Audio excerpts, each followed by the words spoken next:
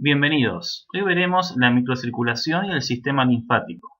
Veremos el intercambio de líquido capilar, líquido intersticial y flujo linfático. Mi nombre es Diego Astesana y soy docente de la Cátedra de Fisiología.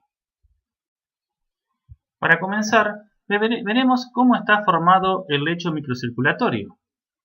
Los vasos que componen este lecho están formados por una arteriola, que es por donde llega la sangre del sistema, las vénulas, que es por donde sale la sangre del sistema, y entre medio de estas tenemos diferentes estructuras. Dentro de las estructuras que podemos encontrar son los capilares, que son los responsables principales del intercambio de nutrientes. Tenemos estructuras que son los esfínteres precapilares, tenemos las metaarteriolas y tenemos algunas estructuras que hacen el paso de sangre directo desde la arteria a la vena, que se conoce como anastomosis arteriovenosa. El flujo a través del lecho microcirculatorio no es continuo, sino que es de forma intermitente. Esto se conoce como vasomotilidad. Esto está mediado principalmente por dos estructuras, la contracción de las metaarteriolas y los esfínteres precapilares. Aquí en la primera imagen podemos observar que tenemos un flujo a través de este sistema. Esto se debe a que los esfínteres precapilares están abiertos y las metaarteriolas no presentan vasoconstricción. En cambio, en esta imagen podemos observar que los esfínteres precapilares están cerrados y por lo tanto no hay flujo por estos sectores del sistema. La regulación en los tejidos de la circulación de sangre se debe principalmente a las concentraciones de oxígeno.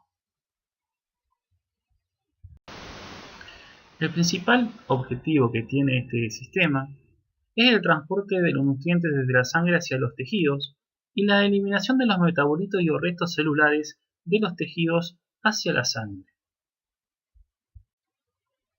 Esta función de intercambio de nutrientes se lleva a cabo a través de diferentes mecanismos. El primer mecanismo que veremos es el de difusión. La difusión es un proceso por el cual las sustancias pasan desde un lado, donde están en mayor concentración, hacia otro, donde están en menor. Este mecanismo se encuentra determinado por tres parámetros. Por un lado, la solubilidad de las sustancias, si son hiposolubles o si son hidrosolubles. Por el tamaño, si son moléculas de pequeño o de gran tamaño. Y por la concentración de la sustancia. Así, teniendo en cuenta estos parámetros, podríamos tener una difusión libre que se daría a través de las células endoteliales de aquellas sustancias que son liposolubles y de pequeño tamaño. Tengamos en cuenta que se va a dar desde donde están de mayor concentración hacia menor. Y aquí, por ejemplo, podrían difundir el oxígeno, el dióxido de carbono y los esteroides. Pero aquellas sustancias que son hidrosolubles o de gran tamaño lo van a hacer a través de poros. Y esto se conoce como difusión a través de poros o difusión restringida. Aquí las sustancias que tenemos son el sodio, cloro, agua y la glucosa. Otro mecanismo por el cual se pueden dar intercambios de nutrientes es el conocido como filtración y absorción. Es un proceso por el cual pasan las sustancias desde la sangre hacia el intersticio o son absorbidas del intersticio a la sangre, y estos dependen básicamente de las fuerzas de Starling que veremos a continuación. Acá las sustancias que lo hacen son el agua y algunas sustancias que están disueltas en el agua. Otro mecanismo de intercambio de nutrientes es la pinocitosis. A través de este mecanismo en el cual se engloban algunas sustancias grandes como proteínas o otras moléculas grandes, y son pasadas hacia el intersticio. Como vimos recién, los determinantes de la filtración y la absorción son las fuerzas de Starling. Las fuerzas de Starling tenemos la presión hidrostática, que la presión hidrostática es la fuerza que ejerce un líquido hacia las paredes, y la presión oncótica o coloidosmótica, que es aquella presión que ejercen las proteínas y tienden a atraer agua. Si nosotros tenemos en cuenta nuestro sistema que está formado por el capilar y el intersticio, tendríamos, por un lado, la presión hidrostática del capilar, que es una fuerza que tiende a que salga el líquido. Del otro lado, en el intersticio, tendríamos la presión hidrostática del intersticio que se opone a la salida del líquido. En cuanto a la presión oncótica, tenemos la presión oncótica de capilar, que está determinada por las proteínas que tenemos en el plasma, que tienden a atraer el agua y se oponen a la salida del líquido. Y tenemos la presión oncótica del intersticio, que tiende a evitar que el agua ingrese a los capilares. Bien, ahora veremos cómo influyen estas fuerzas sobre el proceso de filtración. Para eso, aquí tenemos un capilar donde podemos observar un extremo arterial y un extremo venoso, y veremos que a lo largo de los capilares estas presiones pueden variar. En el caso de la filtración, lo tenemos en cuenta que se va a dar sobre el extremo arterial, y aquí podemos observar que tenemos una presión hidrostática con una presión de 30 milímetros de mercurio. En el caso del intersticio tenemos presión negativa de la presión hidrostática, que estaría en menos 3 milímetros de mercurio. Por lo tanto, en lugar de oponerse a la salida del líquido, va a tender a favorecer la salida del líquido. Luego tenemos la presión oncótica, que tenemos la presión oncótica del capilar, que está alrededor de los 28 milímetros de mercurio. Esta está determinada por las proteínas plasmáticas. Y en el intersticio tenemos una presión oncótica de 8 milímetros de mercurio. Para saber si vamos a tener una salida o un ingreso de agua, lo que tenemos que hacer es sumar estas presiones y ver cómo nos da el resultado. Así primero tenemos que determinar cuáles son las fuerzas que favorecen la salida.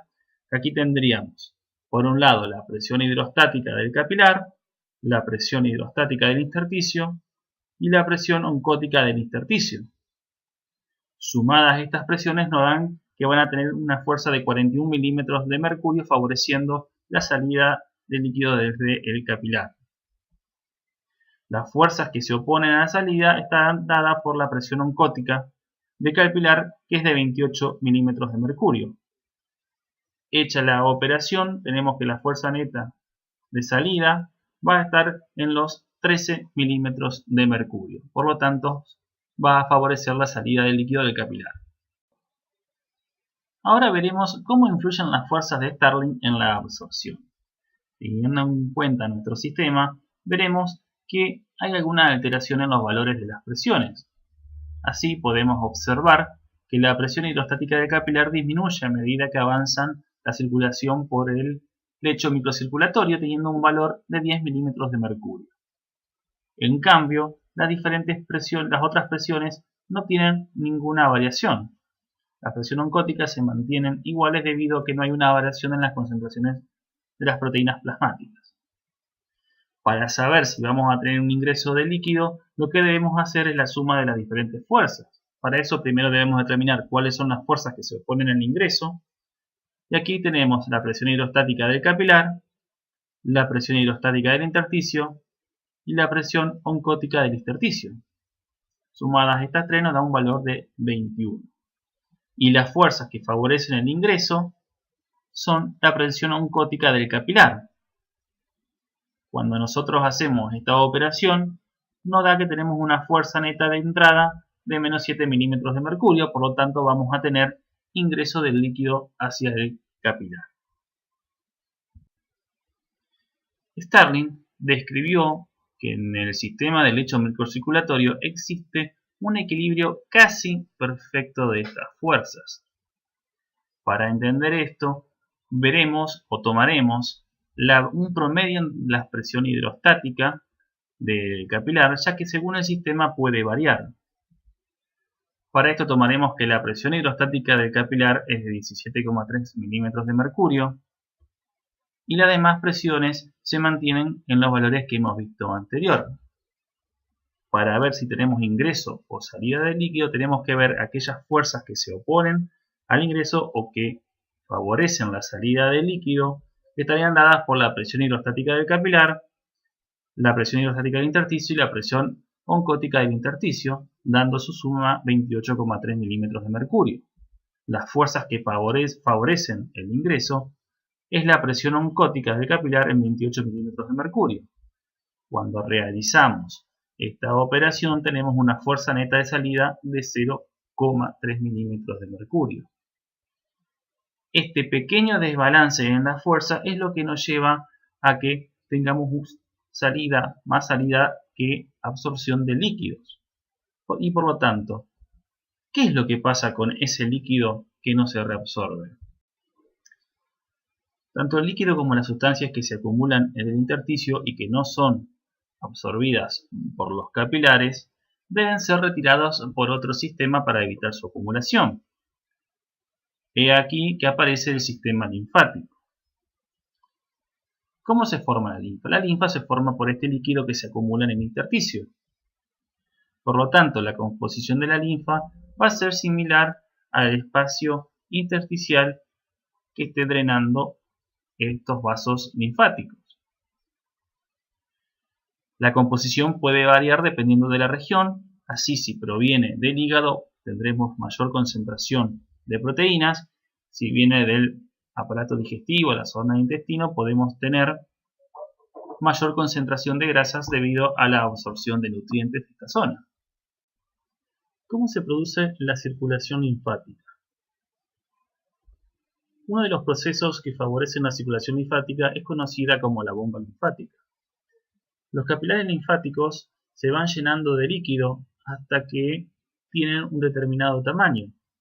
Cuando están aumentados en un gran tamaño, el tejido que lo rodea hace compresión sobre los mismos, favoreciendo el avance del líquido linfático. A su vez, algunas células endoteliales presentan algunos filamentos de actinomicina que favorecen la contracción de la misma, favoreciendo el avance del líquido linfático. Otra estructura que presentan los vasos linfáticos son las válvulas, que evitan el retroceso del líquido. A medida que van aumentando de tamaño, los vasos linfáticos presentan fibras musculares que favorecen la contracción de los mismos, haciendo que el líquido avance.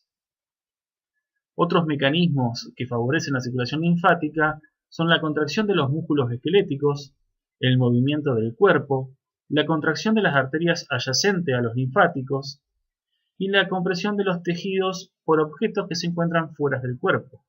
Esto van haciendo avanzar por los diferentes vasos hasta que llegan al conducto torácico que desemboca en la vena cava, por lo cual el líquido linfático regresa a la circulación sanguínea. Espero que esta clase haya sido de su interés y cualquier consulta los esperamos en las consultas o en el foro del entorno virtual. Muchas gracias.